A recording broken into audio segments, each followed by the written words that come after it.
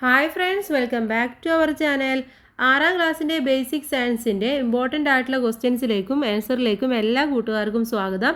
അപ്പോൾ summative assessment 2 ആണല്ലേ, അഥവാ നമ്മുടെ ക്രിസ്മസിൻ്റെ എക്സാമാണ് നടന്നുകൊണ്ടിരിക്കുന്നത്. അപ്പോൾ എന്തൊക്കെയാണ് ഇതിൽ വന്നിട്ടുള്ള ക്വസ്റ്റ്യൻസ് എന്നും ആൻസേഴ്സ് എന്തൊക്കെയാണെന്ന് നമുക്ക് നോക്കാം.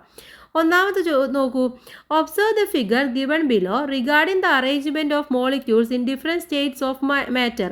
അപ്പോൾ ഡിഫറെൻറ്റ് സ്റ്റേറ്റ് ഓഫ് മാറ്ററിൽ മോളിക്യൂൾസ് എങ്ങനെയൊക്കെയാണ് അറേഞ്ച് ചെയ്തിരിക്കുന്നത് എന്നതാണ് ഈ ഒരു പിക്ചറിൽ നമുക്ക് കാണിച്ചു തന്നിട്ടുള്ളത് അല്ലേ. നമ്മുടെ ടെക്സ്റ്റ് ബുക്കിലുള്ള പിക്ചർ തന്നെയാണ്.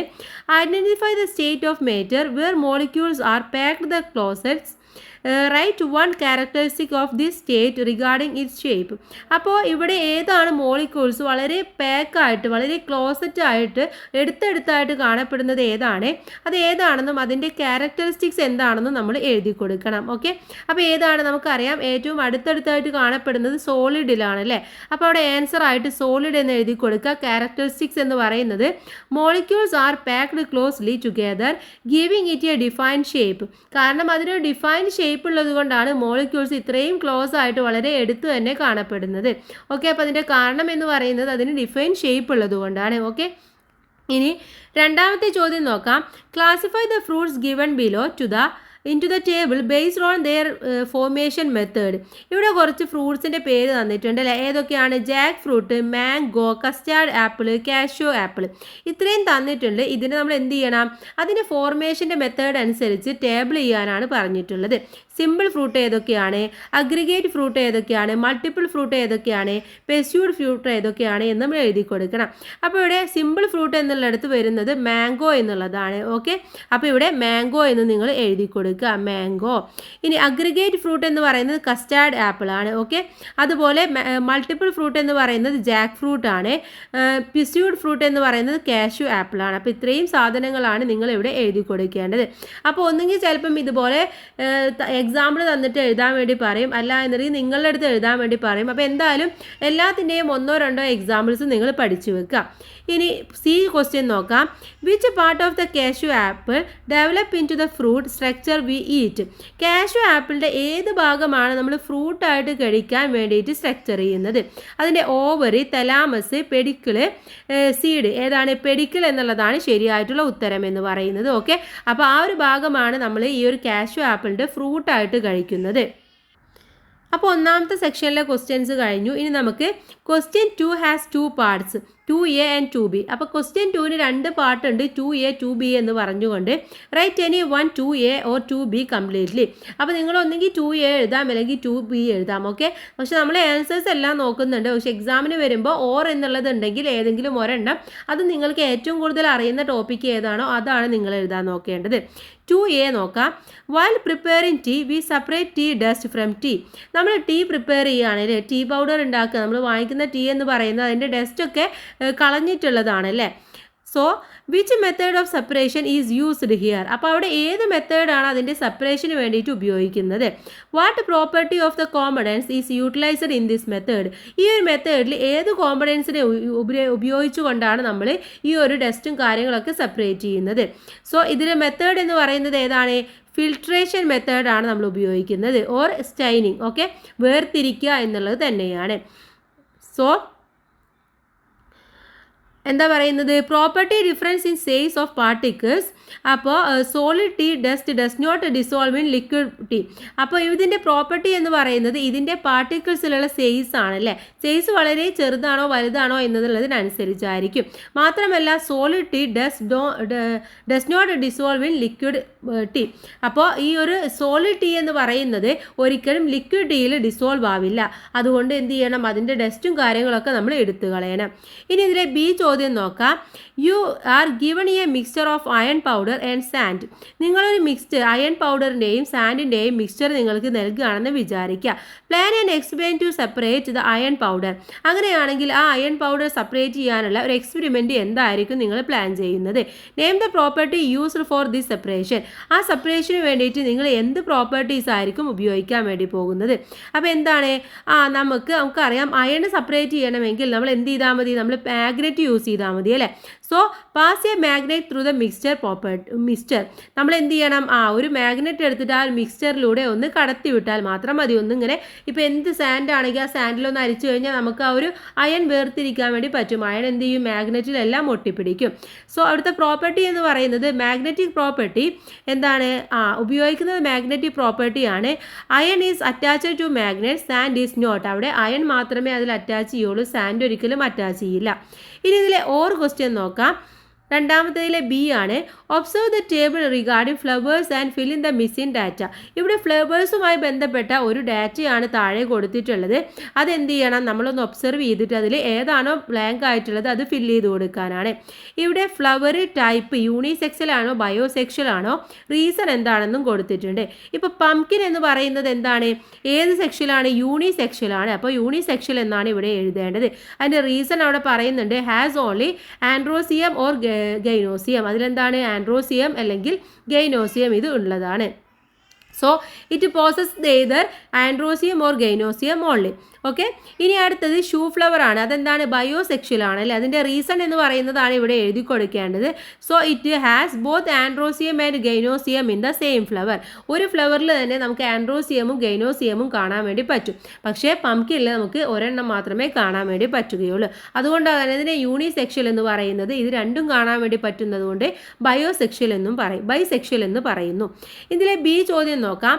All flowers do not produce fruits. എല്ലാ ഫ്ലവേഴ്സും ഫ്രൂട്ട്സ് ഒന്നും നമുക്ക് തരില്ല. Do you agree with this statement? ഈ സ്റ്റേറ്റ്മെൻറ്റുമായിട്ട് നിങ്ങൾ എഗ്രി ചെയ്യുന്നുണ്ടോ? Explain your answer using the concept of male and female flowers. അപ്പോൾ മെയിൽ ഫ്ലവേഴ്സിൻ്റെയും ഫീമെയിൽ ഫ്ലവേഴ്സിൻ്റെയും ആ ഒരു കൺസെപ്റ്റ് വെച്ചുകൊണ്ട് നിങ്ങൾ ഇതിന് ആൻസർ ചെയ്യണം. ഇതൊക്കെ നമ്മൾ പാഠഭാഗത്ത് പഠിച്ചിട്ടുള്ളതാണ് അല്ലേ. സോ യെസ്, ഐ എഗ്രി, ഞാൻ എഗ്രി ചെയ്യുന്നുണ്ട്. എന്താണ് അതിൻ്റെ എക്സ്പ്ലനേഷൻ എന്ന് പറയുന്നത്? Fruits are formed from the ovary. Fruits എന്ന് പറയുന്നത് ഓവറിയിൽ നിന്നാണ് ഉണ്ടാകുന്നത്.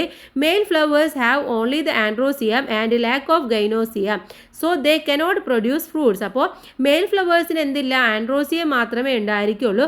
അവർക്ക് ഗൈനോസിയം അഥവാ ഓവറി ഉണ്ടായിരിക്കില്ല. സോ അതുകൊണ്ട് തന്നെ അവർക്ക് ഫ്രൂട്ട്സ് പ്രൊഡ്യൂസ് ചെയ്യാൻ വേണ്ടി പറ്റില്ല. അപ്പോൾ ഫ്ലവേഴ്സിൽ മെയിൽ ഫ്ലവേഴ്സും ഫീമെയിൽ ഫ്ലവേഴ്സും ഉണ്ടെങ്കിൽ അപ്പോൾ അതുപോലെ തന്നെയാണ് ഫീമെയിൽ ഫ്ലവേഴ്സിന് മാത്രമേ എന്ത് പ്രൊഡ്യൂസ് ചെയ്യാൻ വേണ്ടി പറ്റുള്ളൂ, ഫ്രൂട്ട്സ് പ്രൊഡ്യൂസ് ചെയ്യാൻ വേണ്ടി പറ്റുകയുള്ളൂ.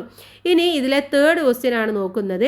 Observe the flow chart showing the organisation of life in multi cellular organisms, complete the missing stages എന്നാണ് പറയുന്നത്. അപ്പോൾ നമുക്കറിയാം ഒരു മൾട്ടി സെല്ലുലാർ ലൈഫിൽ ഉണ്ടാവുന്ന ഓർഗാനിസംസ് എങ്ങനെയാണ് ഉണ്ടാവുന്നത്, സെല്ല് എങ്ങനെ വരുന്നു, സെല്ല് വലുതായിട്ട് പിന്നെ എന്തായി മാറുന്നു എന്നുള്ളത് നമ്മൾ പഠിച്ചു അല്ലേ. അപ്പോൾ ഇതൊന്ന് കംപ്ലീറ്റ് ചെയ്യാനാണ് ഈ ഒരു ചാർട്ട് കംപ്ലീറ്റ് ചെയ്ത് കൊടുക്കണം. ഇവിടെ സെൽസ് ഉണ്ട്, പിന്നെ ഓർഗൻസ്. സെൽസ് പിന്നെ എന്താകുന്നു, ടിഷ്യൂസ് ആയിട്ട് മാറുകയാണ് ചെയ്യുന്നത്. പിന്നെ ടിഷ്യൂസ് വലുതായിട്ട് ഓർഗൻസ് ആവുന്നു. ഓർഗൻസ് പിന്നെ ഒരു ഓർഗൻ സിസ്റ്റമായിട്ട് മാറുന്നു. പിന്നെ അത് ഒരു ഓർഗാനിസംസുമായിട്ട് മാറുന്നു. അപ്പോൾ ഇത് ഇമ്പോർട്ടൻ്റ് ആയിട്ടുള്ള കാര്യമാണ്. ഇതെന്തായാലും കൂട്ടുകാർ പഠിച്ചു വെക്കണം. ഇതിലെ ബി ചോദ്യം നോക്കാം. Identify the correct pair from the following cell originals and their functions. ഇവിടെ ഒരുപാട് സെല്ലിൻ്റെ ഒറിജിനൽസിനനുസരിച്ച് എന്ത് തന്നിട്ടുണ്ട്, പെയർ തന്നിട്ടുണ്ട്. ഇതിൽ ഏതാണ് കറക്റ്റ് എന്ന് കണ്ടുപിടിക്കണം. Mitochondrion control cellular activities, vacuole synthesis protein എന്നുള്ളതാണ് പറയുന്നത്. ദെൻ റൈബോസോം സിന്തസിസ് എനർജിയാണ്. Cell membrane covers the cell എന്നാണ് പറയുന്നത്. ഇതിൽ ശരിയായിട്ടുള്ളത് ഏതാണ്? കറക്റ്റ് പെയർ എന്ന് പറയുന്നത് cell membrane covers the cell എന്നുള്ളതാണ് കറക്റ്റ് പെയർ എന്ന് പറയുന്നത്. ഇനി മൈറ്റോകോൺട്രിയോൺ എന്ന് പറയുന്നത് സിന്തസിസ് എനർജിയാണ് അവിടെ തരുന്നത്. അതുപോലെ തന്നെ വാക്യൂൾ എന്ന് പറയുന്നത് സ്റ്റോർ വാട്ടർ ആണ് തരുന്നത്, store water or waste. Ribosome എന്ന് പറയുന്നത് സിന്തസിസ് പ്രോട്ടീൻ ആണ്. അപ്പോൾ ഇതാണ് ഇതിൻ്റെ കറക്റ്റ് ആയിട്ടുള്ളത്. ഇവിടെ ആൻസർ എന്ന് പറയുന്നത് ഓപ്ഷൻ ബി ആണ് ശരിയായിട്ടുള്ളത്. ഇനി നമുക്ക് ഇതിലെ സി ചോദ്യം നോക്കാം. Which scientist dissolved the cell in 6065 using a microscope? Microscope ഉപയോഗിച്ചുകൊണ്ട് ഏത് സയൻറ്റിസ്റ്റാണ് ഈ ഒരു സെല്ലിനെ കുറിച്ചുള്ള ഡിസ്കവറി നടത്തിയിട്ടുള്ളത്? ആരാണ്? റോബർട്ട് ഹൂക്ക് ആണ് അല്ലേ. അദ്ദേഹം എന്താ പറഞ്ഞത്, ഒരു പരമാണുവാണ് എന്നല്ലേ, പരമാണുവാണ് എന്നാണ് പറഞ്ഞിട്ടുള്ളത്. അപ്പോൾ റോബർട്ട് ഹൂക്കാണ് ഇൻ 1665. ഓക്കെ, ഫോർത്ത് ക്വസ്റ്റ്യൻ നോക്കാം. Examine the given statement and reason and write down the correct one. താഴെ നമുക്ക് ഒരു സ്റ്റേറ്റ്മെൻറ്റും ഒരു റീസണും തന്നിട്ടുണ്ട്. ഇതിൽ ഏതാണ് കറക്റ്റ് ആയിട്ടുള്ളത് എന്ന് കണ്ടുപിടിക്കണം. സ്റ്റേറ്റ്മെൻറ്റ് എന്ന് പറയുന്നത് water with sugar dissolved in its A homogeneous mixture. എന്താണ്? വാട്ടറിൽ ഷുഗർ ഡിസോൾവ് ചെയ്ത് കഴിഞ്ഞാൽ ഒരു ഹോമോജീനിയസ് മിക്സ്ചർ ആണ് നമുക്ക് കിട്ടുന്നത്. അതിൻ്റെ റീസൺ എന്ന് എന്ന് പറയുന്നത് the sugar molecule spread through out the water and show the same properties through out. Sugar molecules അതിൻ്റെ എല്ലായിടത്തും ആ വെള്ളത്തിൻ്റെ എല്ലായിടത്തും സ്പ്രെഡ് ചെയ്യും. അതിന് സെയിം പ്രോപ്പർട്ടീസാണ് എല്ലായിടത്തും നമുക്ക് കാണാൻ വേണ്ടി കഴിയുന്നത്. സോ എ എന്ന് പറയുന്നത് സ്റ്റേറ്റ്മെൻറ്റ് കറക്റ്റ് ആണ്. Reason is not suitable for the statement. ഈ സ്റ്റേറ്റ്മെൻറ്റിന് സ്യൂട്ടബിൾ അല്ല റീസൺ എന്നാണ് പറയുന്നത്. അതുപോലെ statement is correct, reason is suitable for the statement. Reason correct ആണ്, പക്ഷേ റീസൺ എന്ന് സ്റ്റേറ്റ്മെൻറ്റ് കറക്റ്റ് ആണ്.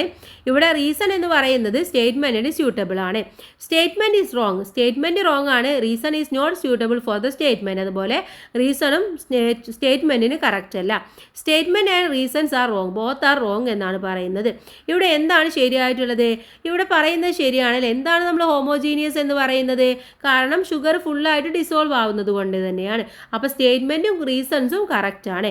സോ ഏത് ഓപ്ഷൻ കൊടുക്കാം? Statement is correct, reason is suitable for the statement എന്നുള്ള ഓപ്ഷൻ ബി ആണ് കൊടുക്കേണ്ടത്. Because sugar solution is A homogeneous mixture because the sugar molecule spread through out the water. അതുകൊണ്ടാണ് നമ്മളതിനെ homogeneous എന്ന് പറയുന്നത്. അല്ല എന്നുണ്ടെങ്കിൽ അങ്ങനെ പറയില്ല. ദെൻ നെക്സ്റ്റ് വൺ ഇതിലെ ബി ചോദ്യമാണ്. The stages of preparing a slide of onion peel are given below in a jumbled order. Arrange them correctly. നമ്മൾ ഒരു ഒനിയൻ പീൽ എടുക്കുകയാണെങ്കിൽ അതിനെ നമ്മൾ ആ ഒരു സ്ലൈഡ് ഉണ്ടാക്കാൻ എന്തൊക്കെയാണ് നമ്മൾ പ്രിപ്പയർ ചെയ്യേണ്ടത്, അതിൻ്റെ ഓർഡറാണ് കൊടുത്തിട്ടുള്ളത്. അതിന് നമുക്ക് കറക്റ്റായിട്ട് അറേഞ്ച് ചെയ്യണം. ഇവിടെ കൊടുത്തിട്ടുള്ളത് നോക്കൂ. Place a cover glass over it. എന്താണ്? ഒരു കവർ ഗ്ലാസ് കൊണ്ട് അതിനെ മൂടണം. Take a thin layer from a cleaned onion. ഒരു ക്ലീൻഡ് ഒനിയൻ എടുത്തിട്ട് അതിൻ്റെ ഒരു ലെയർ നമ്മൾ എടുക്കണം. Observe through the microscope. Microscope വെച്ചിട്ട് നോക്കണം. Place the stained piece in glycerin on a slide. എന്താണ്? ആ സ്ലൈഡിൽ നമ്മളൊരു ഗ്ലിസറിൻ പീസ് സ്റ്റൈൻ ചെയ്യണം. അതുപോലെ put in a watch glass containing stain. അതുപോലെ ഒരു വാച്ച് ഗ്ലാസ് അതിൽ കണ്ടെയ്ൻ ചെയ്തിട്ട് അതിന് സ്റ്റെയിനിൽ ഇട്ട് വെക്കണം. ഇത്രയുമാണ് തന്നിട്ടുള്ളത്. എങ്ങനെയാണ് നമ്മൾ കറക്റ്റ് ഓർഡറിലാക്കിയിട്ട് എഴുതേണ്ടത്? ആദ്യം നമ്മൾ ചെയ്യേണ്ട കാര്യം എന്ന് പറയുന്നത് take a thin layer from a cleaned onion എന്നുള്ളതാണ് ആദ്യം ചെയ്യേണ്ടത്. പിന്നീട് ചെയ്യേണ്ടത് put it in a watch glass containing stain എന്നുള്ളതാണ് രണ്ടാമതായിട്ട് ചെയ്യേണ്ടത്. പിന്നെ മൂന്നാമതായിട്ട് ചെയ്യേണ്ടത് place the stained piece in glycerin on a slide എന്നുള്ളതാണ് ചെയ്യേണ്ടത്. ഓക്കെ. ദെൻ അതിനുശേഷം നമ്മൾ ഇതിനെ ഒരു place a cover glass over it എന്ന് കൊടുക്കുക. അതിനുശേഷം observe through the microscope. Okay. അപ്പോൾ ഇങ്ങനെ കറക്റ്റായിട്ട് നമ്മളിത് ചെയ്യുകയാണ് വേണ്ടത്. നമ്മുടെ ടെക്സ്റ്റ് ബുക്കിൽ തന്നെ അതിനെക്കുറിച്ച് പറയുന്നുണ്ട്. Then take a thin layer, put it in a watch glass containing stain, place the stained piece in glycerine, observe through the microscope. ഇനി ഇതിലെ അഞ്ചാമത്തെ ചോദ്യത്തിലേക്ക് കിടക്കാം. Analyse the table given below regarding pollinators and rewrite the mistakes. ഇവിടെ പോളിനേറ്റേഴ്സിൻ്റെ ഓരോ പ്ലാന്റിൻ്റെയും പോളിനേറ്റേഴ്സിൻ്റെയാണ് ഒരു table തന്നിട്ടുള്ളത്. ഇതിൽ എന്തെങ്കിലും മിസ്റ്റേക്ക് ഉണ്ടെങ്കിൽ അതിന് നമ്മൾ കറക്റ്റ് ചെയ്ത് എഴുതണം. Plant pollinator vanilla wind, paddy artificial pollination, black pepper water.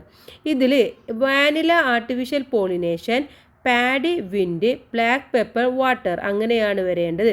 അഥവാ വാനില എന്ന് പറയുന്നത് ആർട്ടിഫിഷ്യൽ പോളിനേഷനാണ് നമ്മൾ ചെയ്യാറുള്ളത്.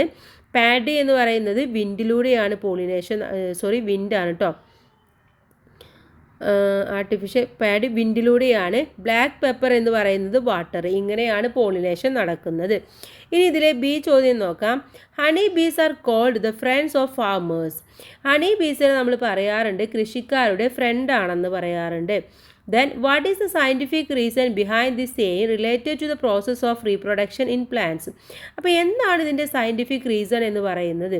ഈ റീപ്രൊഡക്ഷൻ പ്ലാന്റ്സിൽ ഇതിൻ്റെ പ്രോസസ്സിൽ എന്തൊക്കെയാണ് ഇതിൻ്റെ ബിഹൈൻഡ് ആയിട്ടുള്ള റീസൺസ് എന്ന് പറയുന്നത്? Honey bees are pollination. Actually എന്താണ്? ശരിക്കും ഹണി ബീസ് എന്ന് പറയുന്നത് പോളിനേറ്റേഴ്സ് ആണ്. So they help in the transfer of pollen grains which leads to fertilisation and production of fruits and seeds helping farmers get a better yield. അപ്പോൾ ഈ pollen ഗ്രെയിൻസിനെയൊക്കെ ഒരു സ്ഥലത്ത് നിന്ന് മറ്റൊരു സ്ഥലത്തേക്ക് ട്രാൻസ്ഫർ ചെയ്യാൻ ഇവർ ഹെൽപ്പ് ചെയ്യുന്നുണ്ട്. മാത്രമല്ല അതിലൂടെ ഫെർട്ടിലൈസേഷനും പ്രൊഡക്ഷനും ഫ്രൂട്ട്സിൻ്റെയും സീഡ്സിൻ്റെയും ഒക്കെ പ്രൊഡക്ഷനും ഫെർട്ടിലൈസേഷനും ഒക്കെ പെട്ടെന്ന് തന്നെ ആവാനുള്ള ഇത് കൂടുതലാണ്. Helping farmers get a better yield, അതിലൂടെ എന്തുണ്ടാകും, ഒരു നല്ല ബെറ്റർ ഈൽഡ്, നല്ലൊരു വിളവെടുപ്പ് കിട്ടാനും ഫാർമേഴ്സിന് സഹായിക്കുന്നുണ്ട്. അതുകൊണ്ടാണ് പീസിനെ നമ്മൾ എന്ത് പറയുന്നത്, ഫ്രണ്ട്സ് ഓഫ് ഫാർമേഴ്സ് എന്ന് പറയുന്നത്. ഇനി ഇതേ സി ക്വസ്റ്റ്യൻ നോക്കാം. Which among the following is a dioecious plants, male and female flowers on different plants. ഏതാണ്? Coconut, cucumber, nutmeg, ash gourd. Answer എന്ന് പറയുന്നത് നെറ്റ്മെഗ് എന്നുള്ളതാണ്. Sixth question, observe the diagram of the plant cell given below. താഴെ നമുക്കൊരു plant cell തന്നിട്ടുണ്ട്, ഇതിനെ observe ചെയ്യാം. എന്നിട്ട് name the outermost covering seen only in plant cell. പ്ലാന്റിൻ്റെ സെല്ലിൽ മാത്രം കാണുന്ന ഒരു ഔട്ടർ മോസ്റ്റ് കവറിങ് സെല്ലുണ്ട് അല്ലേ, അത് ഏതാണ്? അതിന് പറയുന്ന പേര് സെൽ വാൾ എന്നുള്ളതാണ്. അതിൻ്റെ പേരാണ് എഴുതേണ്ടത്, സെൽ വാൾ എന്ന് എഴുതി കൊടുക്കുക. Name the green coloured originally that helps in photosynthesis. ഫോട്ടോസിന്തസിന് സഹായിക്കുന്ന ആ ഒരു ഗ്രീൻ കളറിൽ കാണുന്നത് എന്താണ്? ക്ലോറോപ്ലാസ്റ്റ് ആണ്. Okay, chloroplast. ഇനി ബി ചോദ്യം, write 2 major differences between a plant cell and animal cell. Plant സെല്ലിൻ്റെയും എനിമൽ സെല്ലിൻ്റെയും എടുക്കുകയാണെങ്കിൽ അതിൻ്റെ മേജർ ഡിഫറൻസ് എന്ന് പറയുന്നത് എന്താണ്? എന്തൊക്കെയാണ് മേജർ ഡിഫറൻസ് എന്ന് പറയുന്നത്? Plant cells have a cell wall, animal cell do not. എന്താണ്? പ്ലാന്റ് സെല്ലിൽ ഒരു സെൽ വാൾ ഉണ്ടായിരിക്കും, പക്ഷേ എനിമൽ സെല്ലിൽ അത് ഉണ്ടായിരിക്കില്ല. അതുപോലെ plant cells have chloroplast, animal cells do not. Plant സെല്ലിൽ ക്ലോറോപ്ലാസ്റ്റ് ഉണ്ടായിരിക്കും, എനിമൽ സെല്ലിൽ ഉണ്ടായിരിക്കില്ല. ഇനി ഇതിലെ സി ചോദ്യം, why are cells called the building blocks of life. എന്തുകൊണ്ടാണ് സെല്ലിനെ നമ്മൾ ബിൽഡിംഗ് ബ്ലോക്സ് ഓഫ് ലൈഫ് എന്ന് പറയുന്നത്? എന്തുകൊണ്ടാണ്? The body of all living organisms is built up of basic units called cells. എന്താണ്? അപ്പോൾ നമ്മുടെ ശരീരത്തിൻ്റെ എല്ലാ ജീവനുള്ള ഓർഗാനിസംസിനെയും ബിൽഡ് ചെയ്തിട്ടുള്ളത് ബേസിക് യൂണിറ്റ് ഓഫ് സെൽസ് എന്ന് പറയുന്നത് കൊണ്ടാണ്. അത് സെല്ലിൻ്റെ ചെറിയ ബേസിക് യൂണിറ്റ് കൊണ്ടാണ്. Just like a blocks are used to build a house, cells are arranged to form the body of an organisms. അപ്പോൾ നമ്മളൊരു വീട് ഉണ്ടാക്കുകയാണെങ്കിൽ അവിടെ എന്ത് വേണം? ബ്രിക്സ് വേണം അല്ലേ, അല്ലെങ്കിൽ ബ്ലോക്സ് വേണം. അപ്പോൾ അതേപോലെ തന്നെയാണ് നമ്മുടെ ശരീരത്തിലും സെൽസ് വർക്ക് ചെയ്യുന്നത്. സെൽസ് ഉള്ളത് കൊണ്ടാണ് നമ്മൾ ബോഡി ഉണ്ടാക്കിയിട്ടുള്ളത്. അതുകൊണ്ട് തന്നെയാണ് നമ്മൾ എന്ത് പറയുന്നത്? ഇതിനെ ബിൽഡിംഗ് ബ്ലോക്സ് ഓഫ് ലൈഫ് എന്ന് പറയുന്നത്. ഓക്കെ, ഇനി ഇത് ശരീരത്തിൽ ഇങ്ങനെ ഫോം ചെയ്തിട്ട് ഇങ്ങനെ ഓർഗാനിസംസ് അറേഞ്ച് ചെയ്ത് സെൽസ് വന്ന് പിന്നെ ടിഷ്യൂസ് വന്ന് അങ്ങനെയാണ് ഓർഗാനിസംസ് ആയിട്ട് മാറുന്നത്. ഓക്കെ, അപ്പോൾ ഇത്രയുമാണ് ഈ ഒരു ക്വസ്റ്റ്യൻ പേപ്പർ എന്ന് പറയുന്നത്. എല്ലാ ക്വസ്റ്റ്യൻസും അതിൻ്റെ ആൻസേഴ്സും നമ്മൾ ഡീറ്റെയിൽ ആയിട്ട് തന്നെ നോക്കി. അപ്പോൾ എല്ലാ കൂട്ടുകാർക്കും നല്ല മാർക്ക് തന്നെ സ്കോർ ചെയ്യാൻ വേണ്ടി കഴിയട്ടെ. എല്ലാവർക്കും all the best. Thank you.